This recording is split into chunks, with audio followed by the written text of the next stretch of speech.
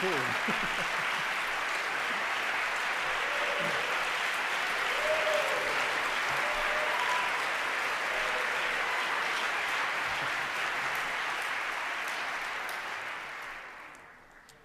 Friends, colleagues, fellow musicians, and listeners, it's an honor to be called on to introduce a living legend, one of the greatest and most influential artists of the last century.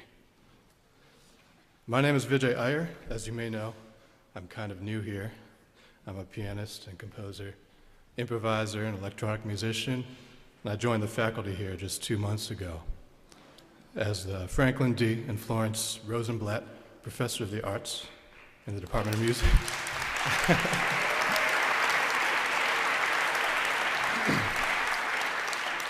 Sorry, I thought you knew that already. Still, when I excitedly broke the news to my friends and family that none other than Herbie Hancock would be giving the Norton Lectures this year, some of them, perhaps unaware of how much lead time is involved in planning something like this, asked if Professor Hancock was coming here because of me. And my answer was no, Herbie Hancock is not here because of me. I am here because of Herbie Hancock.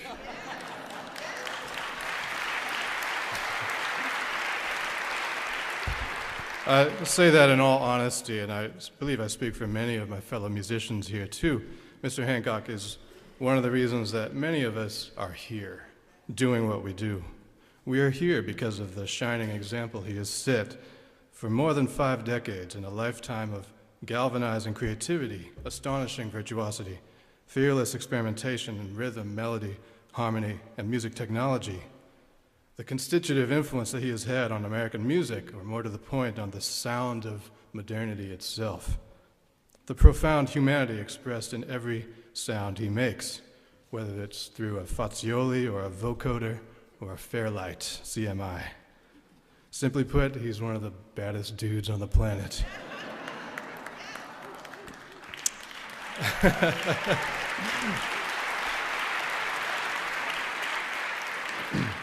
I'm pretty sure you knew that already. In today's lecture, Professor Hancock speaks to us about Buddhism and creativity. In his preceding lectures, we have already heard hints of it. Professor Hancock has referred more than once to the instrument you're born with, the heart. Our own hearts jumped at some of his koan-like utterances. When a piano student asked how to develop his touch on the instrument, Hancock replied, "Develop your life." I'm no authority on Buddhism, but I would like to try to highlight a few facets of Hancock's work and his words that seem, to my ear at least, consistent with a key Buddhist principle, the affirmation of the non-unity of the self. The ethnomusicologist Mark Slobin recently employed the term musical multiplicity to describe today's, quote, multiple source, multiple leveled music making. But Professor Hancock has embodied that multiplicity for decades. I am reminded of a quote recently invoked by poet and theorist Fred Moten, author of In the Break, The Aesthetics of the Black Radical Tradition. It's a phrase Moten drew from an interview with the Martinican writer Edouard Glissant regarding black subjectivity. The phrase is, consent not to be a single being, which is partly to say one's sense of self is bound up in the lives of others. African-American aesthetics, Moten is suggesting, are inherently intersubjective, non-singular. As such, Hancock's project is not simply to assume the role of an autonomous composer king, issuing pristine musical specimens of pure aesthetic beauty. What music is for him, for Hancock, to my ear, is an endless series of relational possibilities, reflecting a life among people. This non-singularity of being is discernible in Professor Hancock's vision of community. In Professor Homi Bhabha's introduction to this series, he spoke of Hancock's, quote, aesthetic of neighborliness. Similarly, Hancock described the early international jazz festivals in Europe and Japan as exercises in, quote, learning to live together and respecting all people. That concept of the social is audible in his music, the way he comps for a soloist, amplifying his or her lines with color and energy, the way he connects with a drummer, turning rhythm into ritual, the way he listens, sometimes even slipping out of the picture and letting others take over, the way he seeks out collaborations with people from all corners, from Grand Mixer DST to Fode Musasuso to Lang Lang to Joni Mitchell, stepping into new spaces, initiating encounters, cultivating creative contact.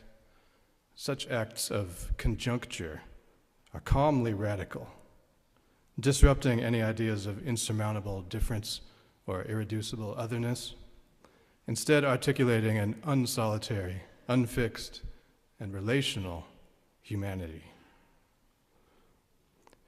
The commitment not to be a single being also denotes an orientation towards self-transformation, renewal, becoming. Professor Hancock has already alluded to it in his encounters with Eric Dolphy, who challenged the very substance of his musicianship. Hancock said, quote, "The battle was against myself."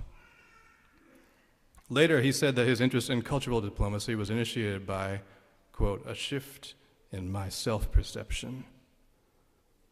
This theme of transformation of the self, as the philosopher Arnold Davidson has described it, is pivotal to the discipline of improvisation.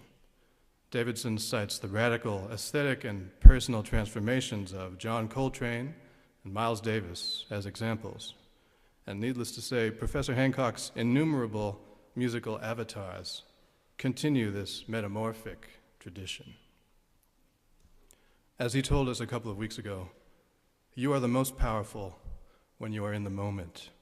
You create the future when you are in the moment.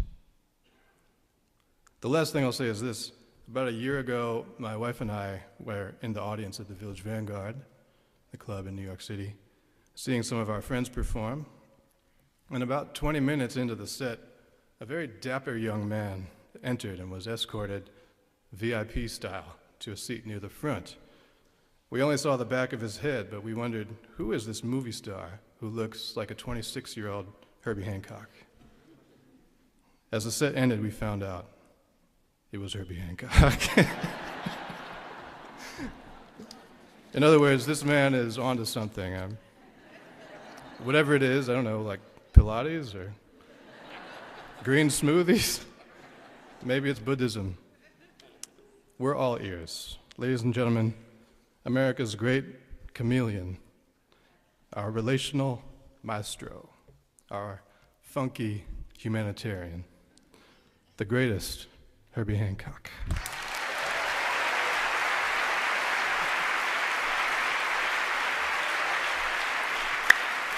Thank you. Wow, that's beautiful. That's very nice.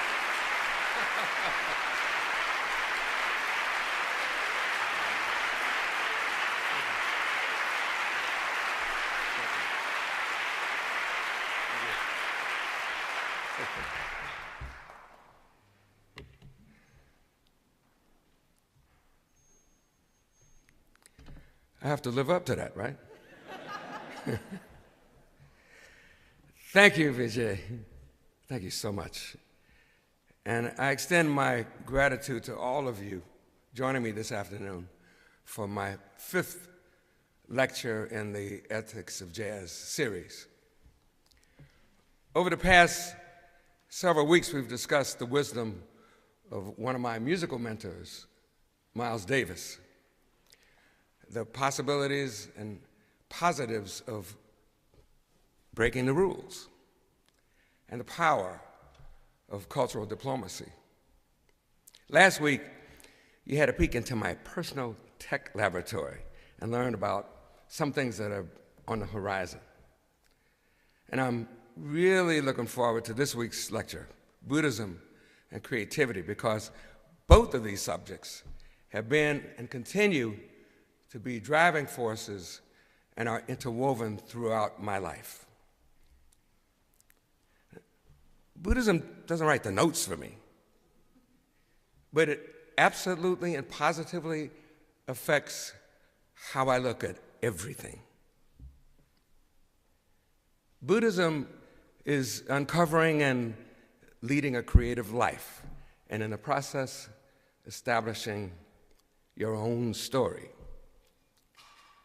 A common viewpoint holds that one's destiny is predetermined by external forces.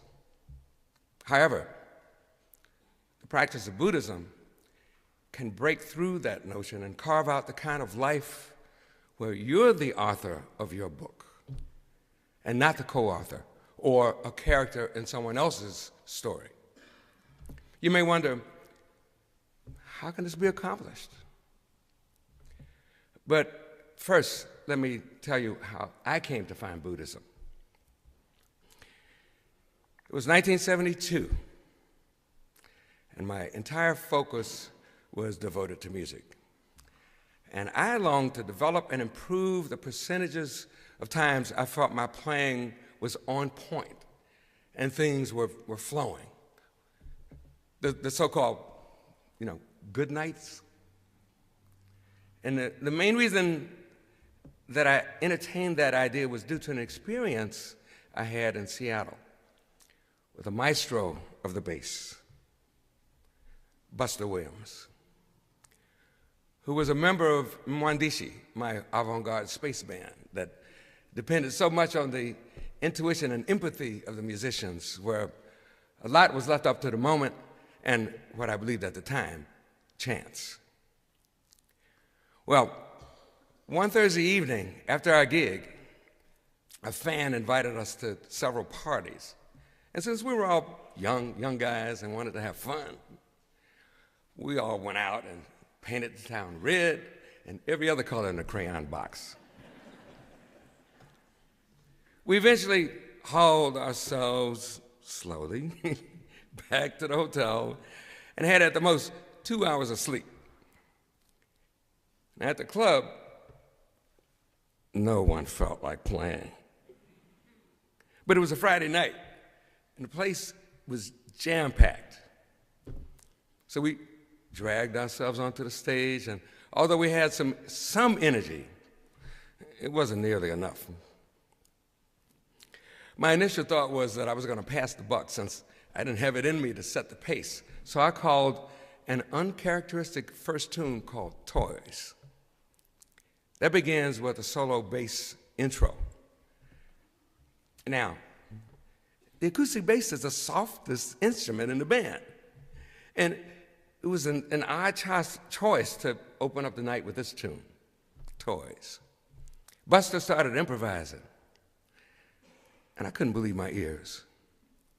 Previously unheard of sounds were coming out of his instrument. He also employed some new techniques that looked physically impossible. Check this out. His hand was moving up the bass, 2 fingers were trilling 2 different strings, his pinky was sliding up the 3rd string, and his, sliding up the third string, right? And the thumb was sliding down the 4th string, right? The bass neck was on his shoulder. All 5 fingers were on the fingerboard, right? And he's got this trilling going on. Anyway, after hearing and seeing him perform this feat once, I was amazed. And then he looked up the neck of the bass, and he did it again. The audience went crazy, and all eyes and ears were concentrated on his every fantastic move. Then I felt myself waking up. The band finally came in to play the melody, and I could tell by the way the band hit that they woke up too. We wound up playing this magical, spiritual set that felt like an adventure, a journey going in several directions. At the end of the show, people rushed up to the stage, many of them in tears. And for the first time, I heard the crowd say that they hadn't merely heard the music, they experienced it. After the show, I took Buster back to the dressing room. And asked him about this new philosophy or something that I heard he was exploring. And if you could make him play the bass like that, I wanted to know what it was. Actually, his eyes lit up. And he told me he'd been chanting for a way to tell me about it. And at that moment, it occurred to me that the only real way he could have reached me was through the music. If whatever he was chanting produced that bridge to reach me, I was even more open to hearing what he had to say. He explained that he'd been practicing Buddhism and that he'd been chanting Nam Myoho Renge Kyo. What's Buddhism about? What's this practice of Buddhism? Many questions were forming in the back of my mind. And my questions were answered with straightforward, practical answers that made straightforward, logical sense. And curiously, each time I'd ask a question, his answer would satisfy 4 or 5 others I was waiting to ask. My interest was piqued because aside from the Buddhist clarity, there was optimism, trust, and an innate respect for all human beings. The more I listened, the more I hoped this was what I was looking for and that it would work for me. Buster had only been practicing about 3 weeks at the time.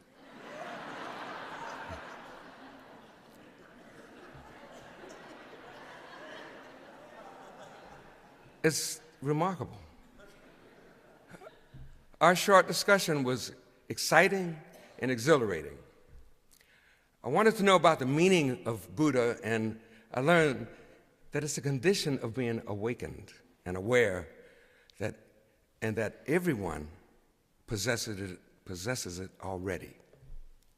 I learned that Buddhists believe life is eternal, meaning it has no beginning and no end. Now, ever since I was 10 or 11 years old, I believed that life had no ending, but it never occurred to me that life had no beginning.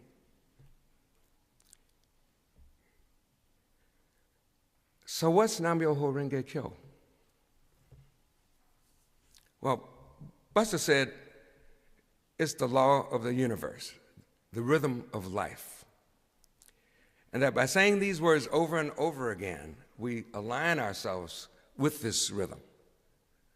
Buster also said that because it's a law, like gravity or electromagnetic force, chanting Nam Myoho Renge Kyo works whether you believe it or not. He encouraged me to try it out and see for myself, which I did. Naturally, the word rhythm appealed to me.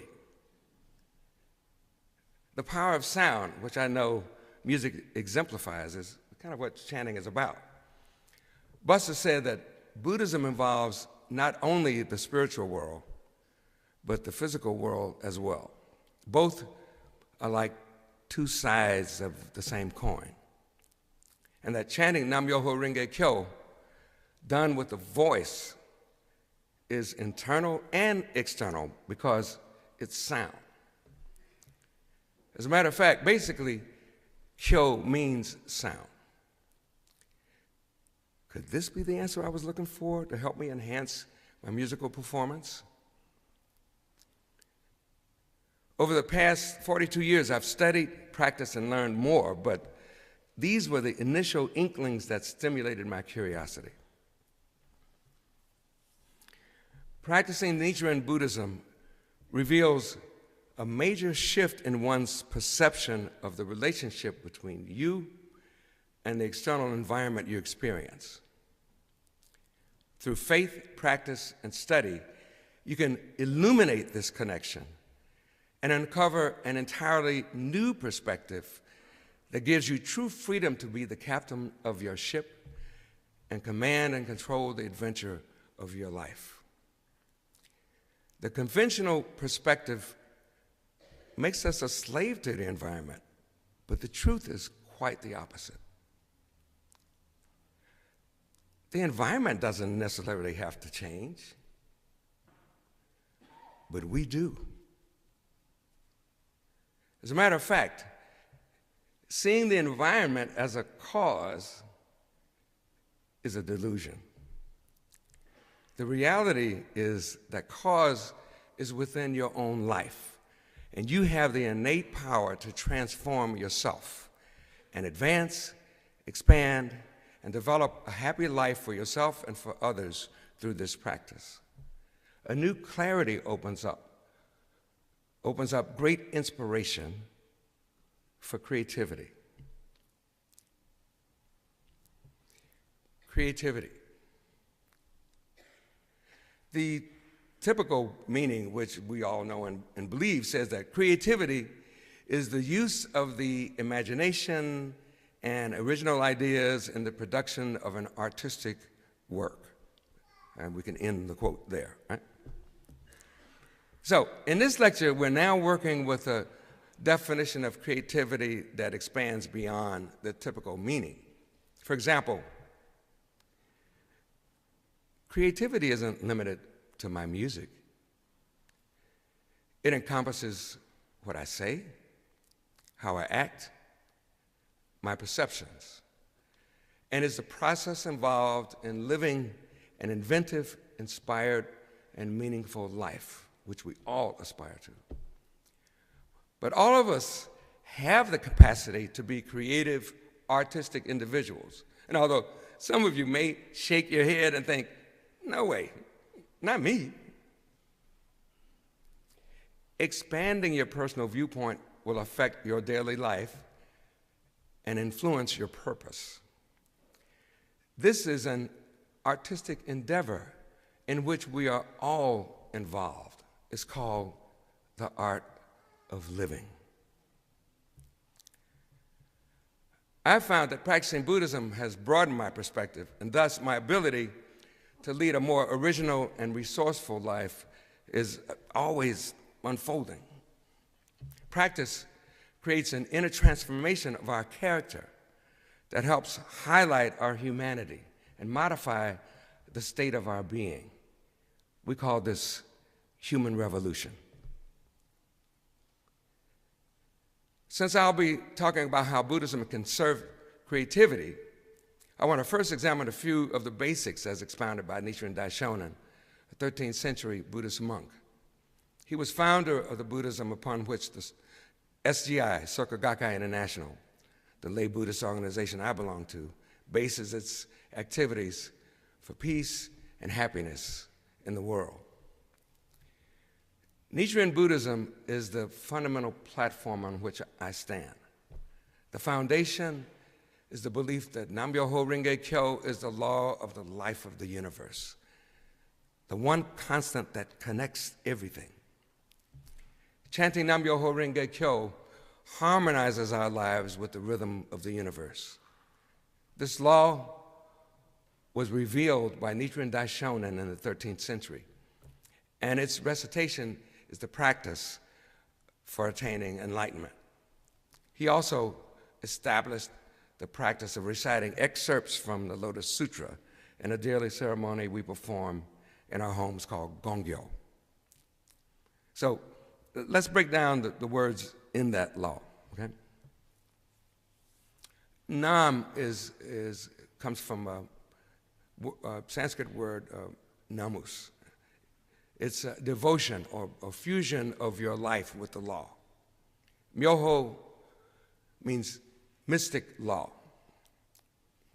Mystic because it includes the things we don't yet understand as well as the things that we do understand. Renge is lotus, representing simultaneous cause and effect. Why? Well, the lotus flower, which is really beautiful, and it grows in a swamp, but its seeds, the cause, are right on top of the flower, the effect. This is why it represents simultaneous cause and effect. Life is not easy, especially today.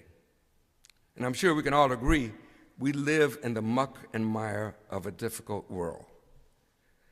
At the same time, there's an undeniable beauty to the essence of life, and we all have an infinite capacity to create a beautiful life and manifest the light of advancement by turning poison into medicine. But what does simultaneous cause and effect mean? It means that the effect is inherent in the cause, but it may take some time to manifest. Kyo literally means sutra or teaching. But on a deeper level, it's the true teaching expressed through the sound of one's voice or the sounds and vibrations of the universe. It encompasses one's awakening to a true understanding of the law. And this is wisdom. You know, we hear a lot about information and knowledge these days. When's the last time you heard the word wisdom?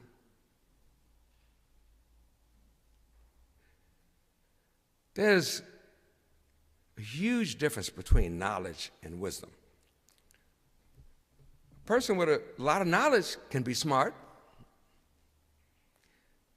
but a smart person isn't necessarily wise. My phone is smart, but I wouldn't want it to make serious decisions for me.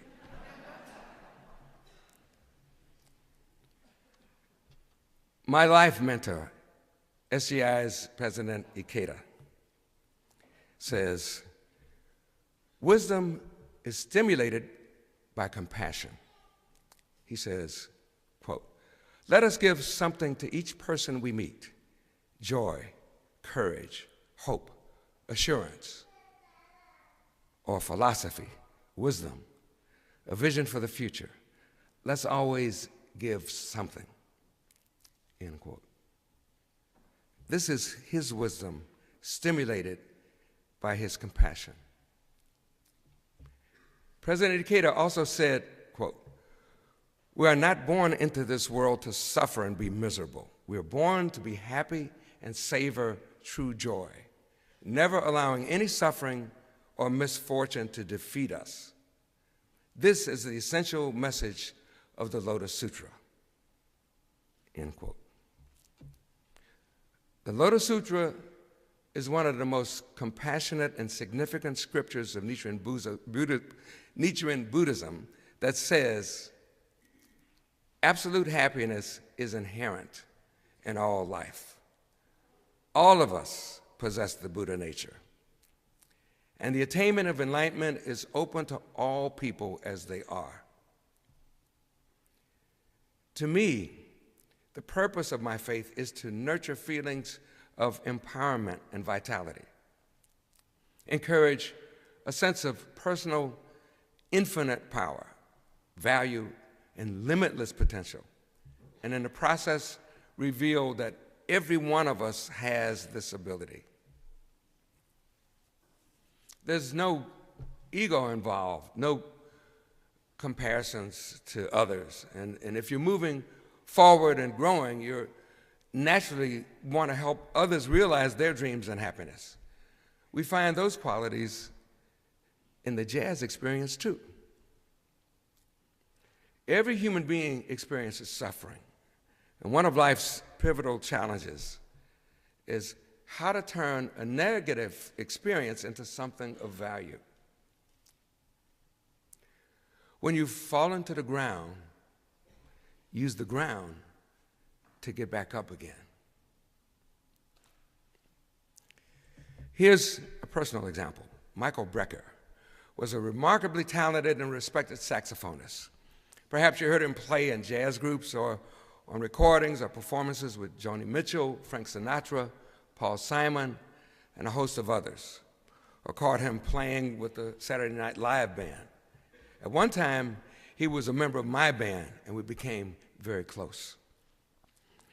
In 2004, he was diagnosed with the blood disorder myelodysplastic syndrome. And despite a widely publicized worldwide search, he was unable to find a matching stem cell donor, and a subsequent experimental partial transplant failed to save his life. Before he was diagnosed, and while we were on tour in 2005, I invited Michael to chant with me. And although he declined, he said he tried one time before the end of the tour. Then he discovered this blood disorder, and after receiving the diagnosis, gradually his faith in life diminished, leaving him with a feeling of despair. One afternoon, toward the end of the tour, Michael did gongyo and chanted with me. And he enjoyed it. And soon, he became a member of SGI. At home, he would often chant with his son, Sam. And while his health was deteriorated, the strength and joy of his music intensified. Go figure. He was an inspiration to me, his family, and worldwide fans. A few months later, he put together a group of top jazz musicians that I was privileged to join. It included Pat Metheny on guitar, Jack DeJohnette on drums, John Patitucci on bass, and Brad Meldal also on piano. During a break in the recording session, he and I met in the lounge, and Mike thanked me and told me that through practicing Buddhism, his faith had been restored, and he found a new purpose in life that went way beyond his music. He and his wife organized a series of bone marrow drives throughout the world, encouraging the people to get tested and join the International Bone Marrow Registry. By making his illness known, he raised an enormous amount of money for testing, and although unable to find a match for himself, he signed up thousands of donors, many of whom were a match for others with this dreaded disease. Numerous lives were saved because of Michael's actions through his profound revelation. Michael's actions epitomized the meaning of Buddhism by displaying the value of his humanity, not just the value of his magnificent musical ability. He transformed society through transforming himself. Transformational wisdom, human revolution. At his memorial service, we set up a temporary Buddhist altar, and Wayne Shorter, Buster Williams, and I, led by Mike's son, Sam, chanted along with the audience for about 5 minutes.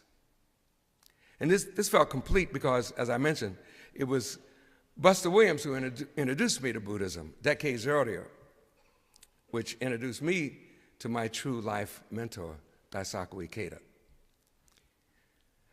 The importance of having a mentor can't be overstated. And this mentor-disciple relationship of sharing and learning in Buddhism is essential. It's also important in jazz, which I'll explain later. Okay, what are the attributes of a true mentor? A person of honorable behavior, a teacher whose hopes and dreams you aspire to, a person of courage and respect who is an excellent example of the qualities you want to emulate through your own individuality. And I quote the SGI study guide. We need to learn from the teachings and example of an excellent teacher or mentor who is thoroughly dedicated to correct Buddhist practice. What qualifies a mentor in Nichiren Buddhism is lifelong commitment to the happiness of all people through the spread of the mystic law, and dauntless action to fulfill that commitment in the face of all obstacles and opposition. This relationship is based on sharing the same vow as the mentor to relieve the suffering of all people and continuously taking action toward that end. In striving to develop and act upon that vow, we break through the constraints of our weaker, lesser selves and develop our greater selves, our true selves that regard the happiness of others as our own. End quote. Even within the various spheres of life, the mentor-apprentice model applies. Certainly within the jazz experience, we all stand on the shoulders of giants, don't we? Yeah. Over the past several weeks, I've told you about Miles Davis, Donald Byrd, and Chris Anderson, three of my musical mentors, who graciously passed along their knowledge and wisdom, which, through Buddhism, overflowed into other areas of my life. They, along with President Decatur's writings and encouragement, were critical to helping me evolve, flourish, and delve deeper into my creativity. So, what is creativity? Well, coming up with a definitive meaning of creativity isn't only complicated, it's very difficult. And the action of carrying out creativity can be just as challenging. Often, creativity is a word associated with individuals from the cultural world of the arts, as though these mere mortals are the chosen ones. But with these constraints in mind, and recognizing that creativity transcends this concept, I'd like to submit to you this afternoon a few of my ideas about characteristics of cultural artistic creativity. The list could be endless because creativity is in the eye of the beholder. First up is inspiration, which is a good synonym for creativity. It's that eureka moment that gets the gears in motion. Next, hard work. People often say to me, "You've been playing for decades. It must be easy for you." Quite the contrary. My philosophy is, if it's easy, then I'm not working hard enough. Challenge is a constant in my life, and if the challenge isn't readily apparent, I create one. Perhaps by finding a pathway I haven't explored, which ignites my curiosity and paves the way to a new solution. Another characteristic is the never give up spirit, which goes hand in hand with courage. It means having the true grit to keep moving forward, searching for and finding the answers, saying, "I can do this," actually encourages ideas. How about originality and innovation? Alan Alda, the actor and fan of cosmology, who played an important role in the creation of the Alan Alda Center for Communicating Science, said, quote, "Originality is unexplored territory. You get there by carrying a canoe. You can't take a taxi." The late Theodore Levitt, a former professor at the Harvard Business School, credited with coining the term globalization, said, "Creativity is thinking up new things. Innovation is doing new things." Up next is ability or skill. Keeping my eyes and ears open, I learn from my experiences and from others and hone my skills. Okay, how about motivation? What actually motivates creativity? Well, anything under the sun, sometimes over the moon, can be a motivator. But here are a few examples. I know several people who feel they can't create without fear. It's not part of my process, but I understand the reason. As long as you aren't blocked by fear and have the conviction you can overcome it every time, then it ceases to be an adversary, and you've actually turned poison into medicine. Pain and suffering can produce the most magnificent works of art. Tortured, but brilliant prose and poetry, and gut-wrenching music. Obviously, when creativity emerges, it can transform into liberation. Joy can stem from love and appreciation. A person, a beautiful painting, or perhaps a concerto of sounds from nature. Louis Kahn, called a philosopher among architects by Isamu Noguchi, said the following about joy and creativity. I felt, first of all, joyous. I felt that which joy is made of, and I realized that joy itself must have been the impelling force, that which was there before we were there, and that somehow joy was in every ingredient of our making. When the world was an ooze without any shape or direction, there must have been this force of joy that prevailed everywhere and that was reaching out to express. And somehow the word joy became the most unmeasurable word. It was the essence of creativity, the force of creativity, end quote. Now, here's a motivator I'm quite familiar with. The time clock. Very often, my motivation stems from the fact that time has just about run out. And I have to put something, anything on the page. Johann Sebastian Bach, a devout Lutheran, when employed by the church, was required to write a new cantata every week. Luckily for us, this challenge gave the world some of his finest compositions. Here's a motivator that needs a transformation into something not so damaging to the body or psyche. Stress.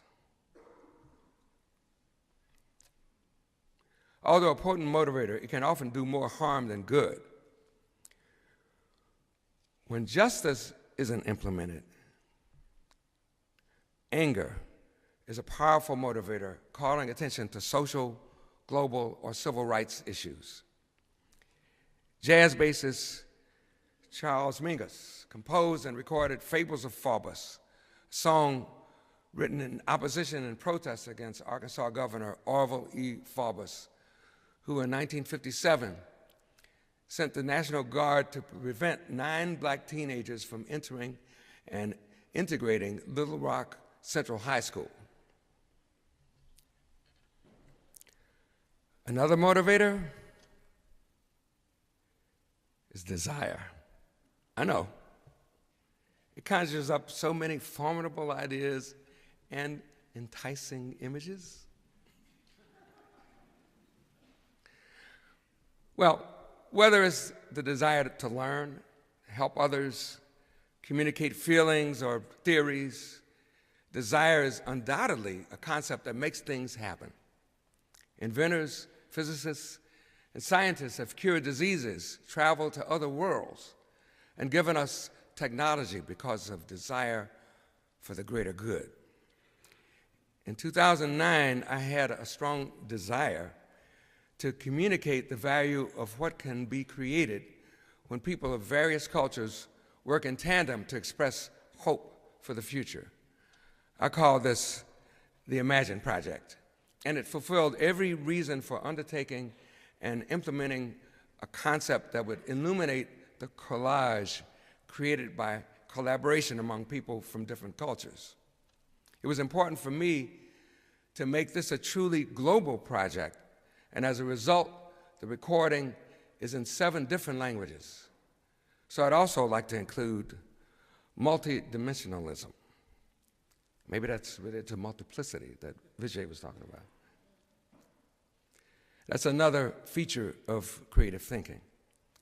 One of the songs on the Imagine Project, a duet called The Song Goes On, is a German poem written by Rainer Maria Rilke, put to music by Larry Klein, and sung by Shaka Khan in English and in Hindi by K.S. Chitra from India, home to several hundred different languages.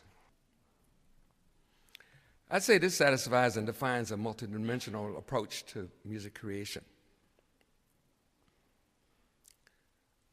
Now, who doesn't like to laugh? Humor is often an impetus for motivation. Observation can propel motivation. Several decades ago, Miles Davis and Wayne Shorter were walking down the road, and they noticed someone at the corner getting ready to cross the street, when all of a sudden the person stumbled. Miles looked at Wayne and said, "Play that."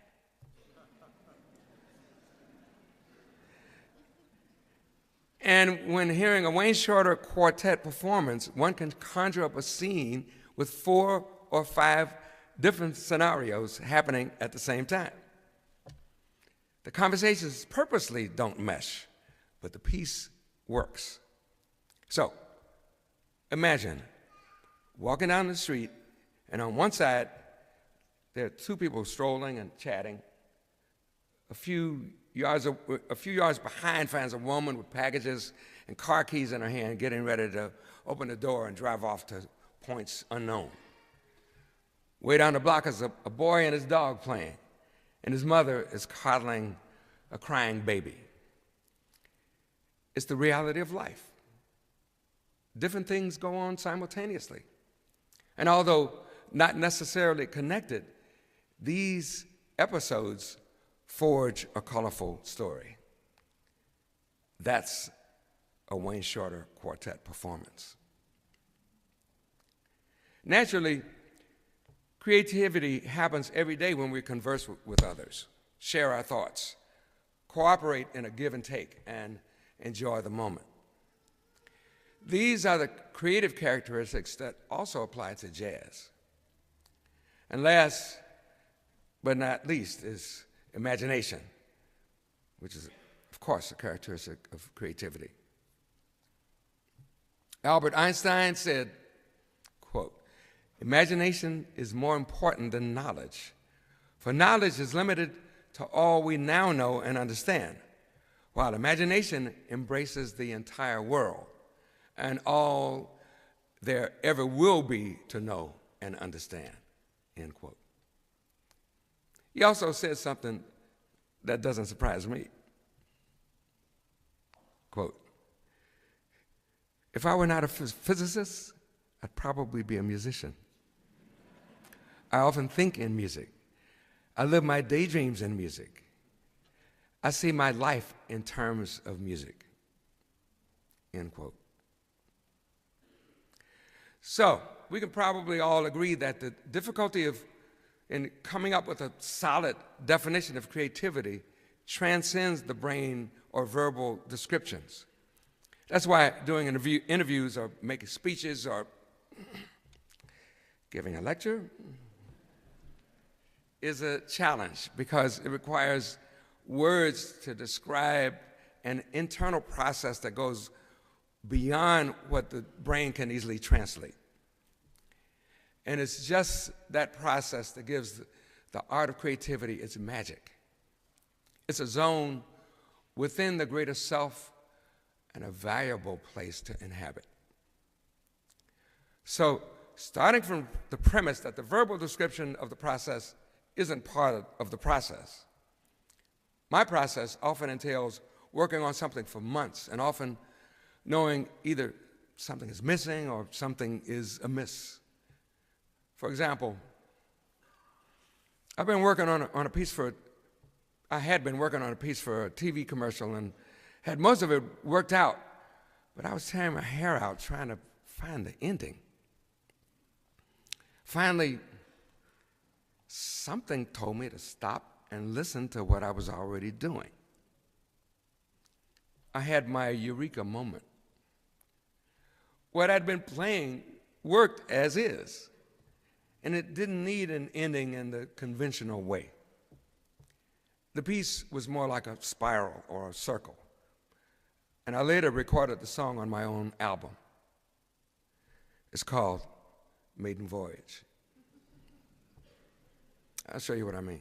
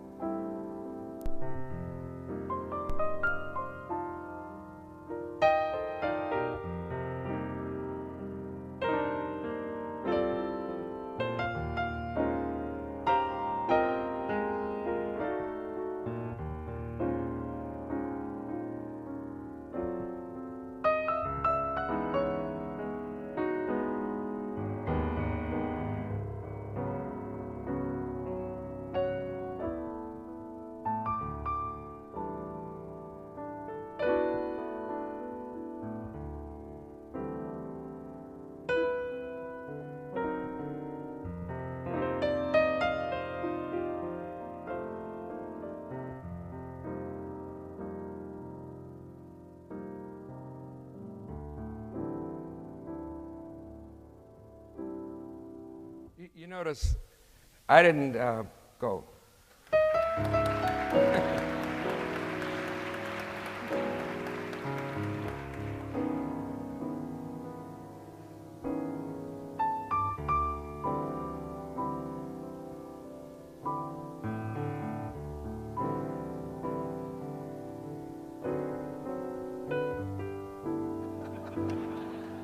I didn't do that. I actually took the beginning and played it at the end. I just didn't recognize it at first.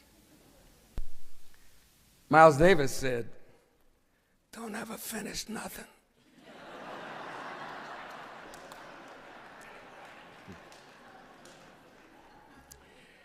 This makes room for the listener to come to his or her own conclusion, leaves the music open to a plethora of interpretations, and inspires the creativity of the audience. It's a different type of interaction. The musicians set up a springboard for creativity and leaves room for various interpretations.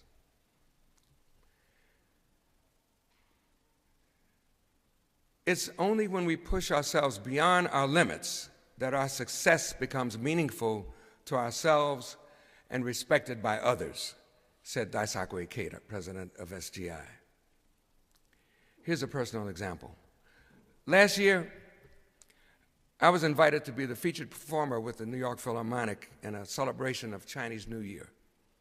I was asked to play what's by far the most difficult and challenging piece I've ever tackled, called Erewhon. This piece was hard. The music not only looked complicated, for example, some of it was written in 4 staves.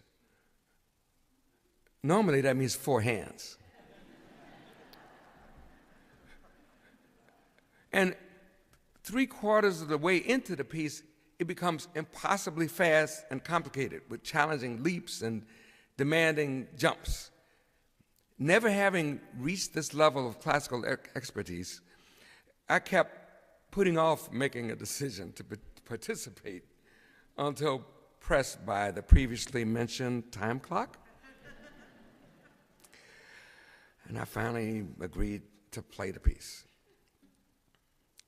Because I believe if something unusual comes into my life, that it's there for a reason and shouldn't be ignored. And I thought about how proud my late mother would be, because this was the top, the pinnacle for her aspirations for me. And it was a huge hurdle for me because the piece was technically way beyond anything I'd done before. I worked tirelessly on it, and although not quite reaching the written tempo, I was so close. And a week before the performance, I was 93% there. Then I started fumbling, floundering, and actually started getting worse. 2 days before I was scheduled to depart for New York, I began to seriously panic. What had I gotten myself into? Using the strategy of the Lotus Sutra, going back to my Buddhist practice, I decided to attend an SGI meeting and knew that instead of only concentrating on my problem of mastering this piece, I might be able to help someone else at the meeting. During the drive to the meeting on this rainy, windswept, cold, dark night, I suddenly remembered that the Chinese conductor said the composer would welcome any improvisation I'd like to include.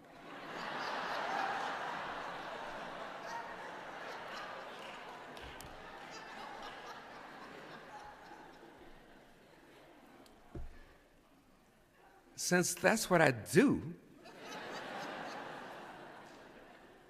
a feeling of such intense relief spread from the top of my head to the tips of my toes, and I actually began to cry. I understood that I'd already made the cause and got the internal effect with the realization of the solution, even before I got to the meeting. After the meeting, I headed home, sat down at the piano, started to play the difficult part, and the panic had already disappeared. On the night of the concert, I'd been chanting that my performance would touch the hearts of the people in the audience.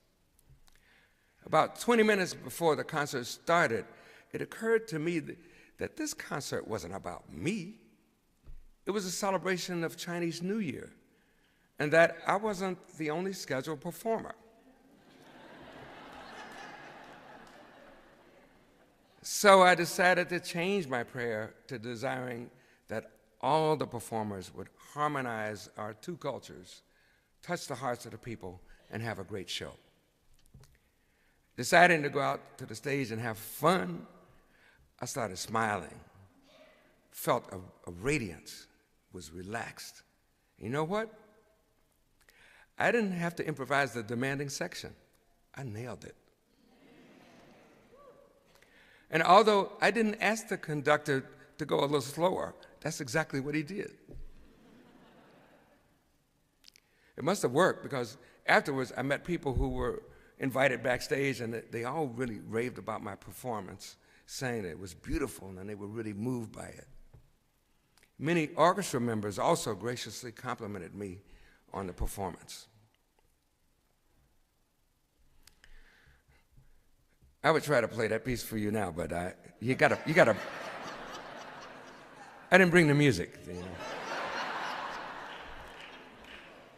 Now, that one, no, you have to practice that for a while before you before you tackle it. Yeah.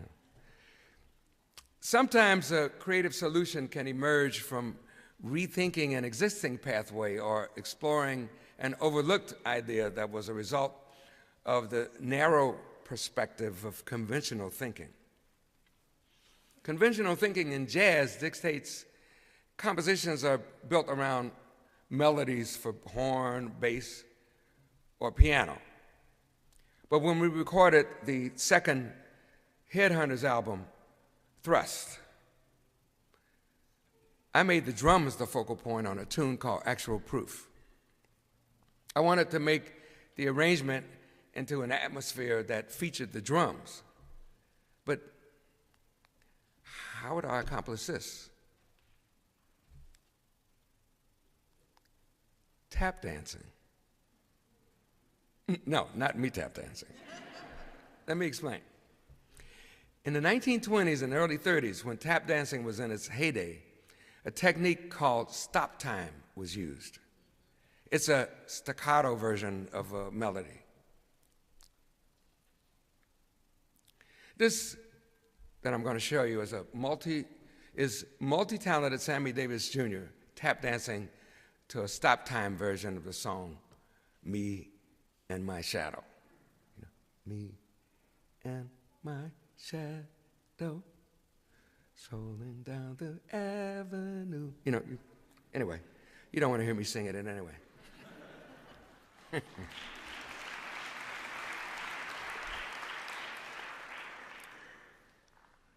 So I decided to take a melody and create something based on that stop time concept.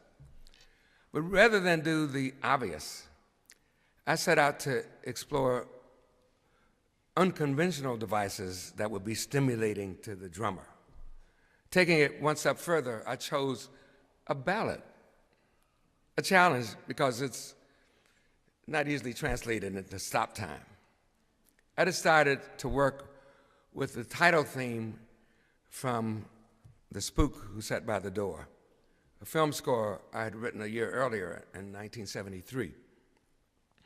I constructed a piece which in its original form had an exotic, slow beat.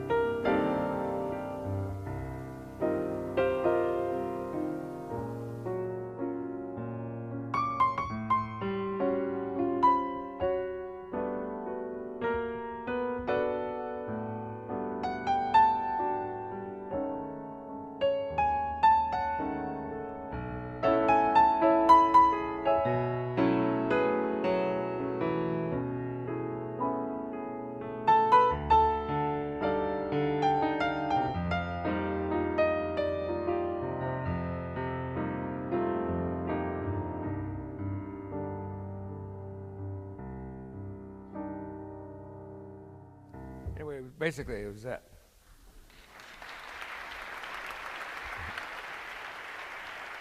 But it had strings and flutes and so forth.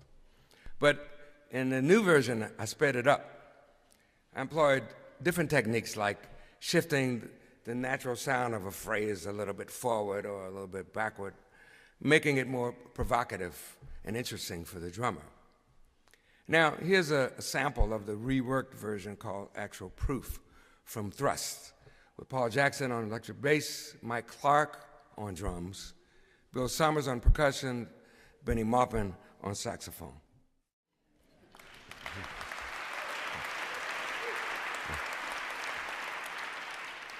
The Spook Who Sat by the Door was the second film I scored, and the first was Michelangelo Antonioni's film Blow Up. And some of the others were A Soldier Story, Death Wish, and I received an Academy Award for Round Midnight. Thank you. Both Igor Stravinsky and Ludwig van Beethoven exemplify the creative spirit. In a previous lecture, I discussed Stravinsky's Rite of Spring, a concert work for orchestra and ballet that debuted in Paris in 1913. At the premiere, the groundbreaking avant-garde music and Václav Nijinsky's choreography incited a riot. Similarly, over 100 years earlier, in 1805, Beethoven publicly premiered his Third Symphony in E-flat major, the Eroica. And although it didn't cause a furor, it was unconventional in its ideas, presentation, emotional depth, and turned tradition upside down. Both of these works broke musical rules. They courageously and passionately expressed complex emotions, altered the idea of what music could communicate, transformed the course of what followed, and remain two of the most studied, influential masterpieces in music history. I strongly suggest you check out the brilliant Michael Tilson Thomas Informances episodes of the PBS program Keeping Score that bring life and meaning to the Rite of Spring and the Third Symphony. I had my own brush with an unreceptive audience. In 1973, when I took my Headhunters band to perform at the Berlin Jazz Festival. Although the first of these new recordings, Headhunters, hadn't arrived in Europe, by this time we were tight with our approach and were receiving widespread acceptance and accolades back in the United States.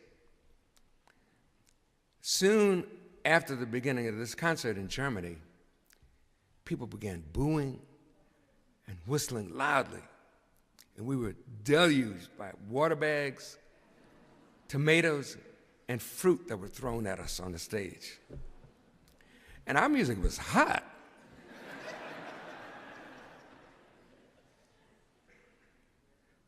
A year later, we were back in the same venue, but this time, the audience was dancing in the aisles.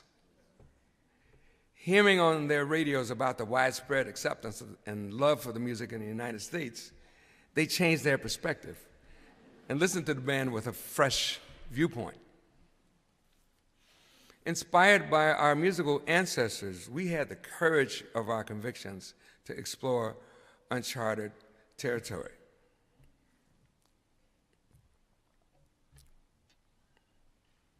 Let's look at this list of characteristics of creativity again.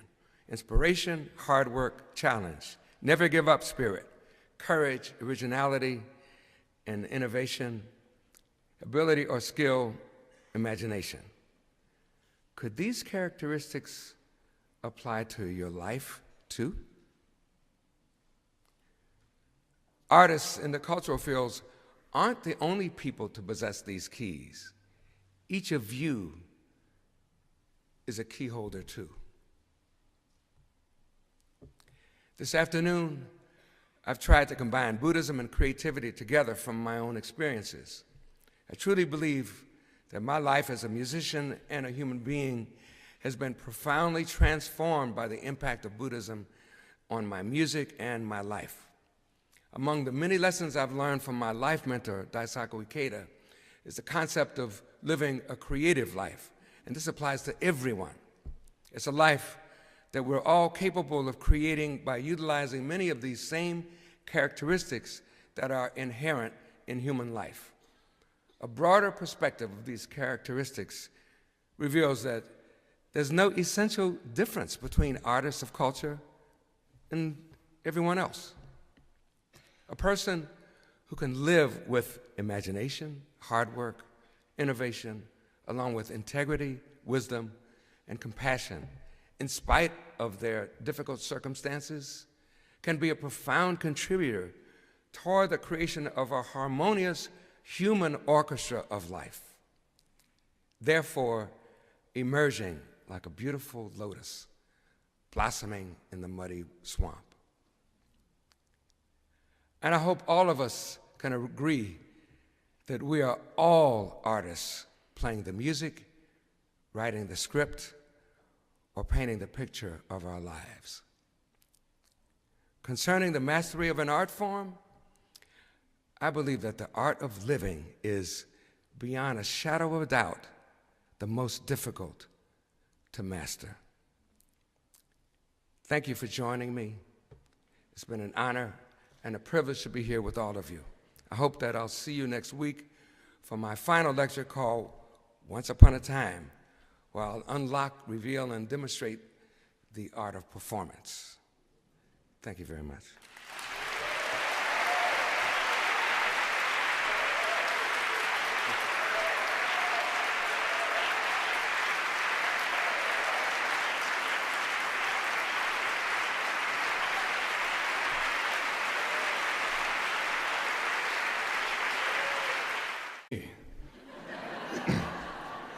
My answer was no, Herbie Hancock is not here because of me.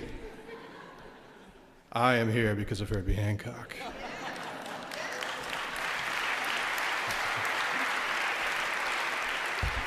I say that in all honesty, and I believe I speak for many of my fellow musicians here too. Mr. Hancock is one of the reasons that many of us are here, doing what we do. We are here because of the shining example he has set for more than 5 decades in a lifetime of galvanizing creativity, astonishing virtuosity, fearless experimentation in rhythm, melody, harmony, and music technology. The constitutive influence that he has had on American music, or more to the point, on the sound of modernity itself. The profound humanity expressed in every sound he makes, whether it's through a Fazioli or a vocoder or a Fairlight CMI. Simply put, he's one of the baddest dudes on the planet.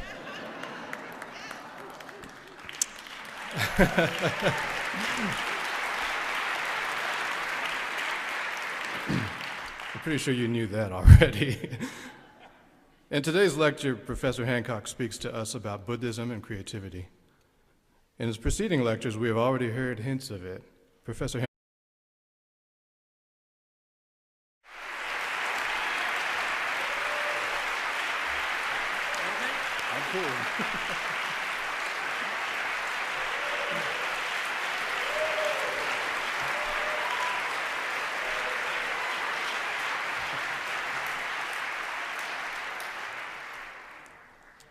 Friends, colleagues, fellow musicians, and listeners, it's an honor to be called on to introduce a living legend, one of the greatest and most influential artists of the last century. My name is Vijay Iyer. As you may know, I'm kind of new here. I'm a pianist and composer, improviser, and electronic musician, and I joined the faculty here just 2 months ago as the Franklin D. and Florence Rosenblatt Professor of the Arts in the Department of Music.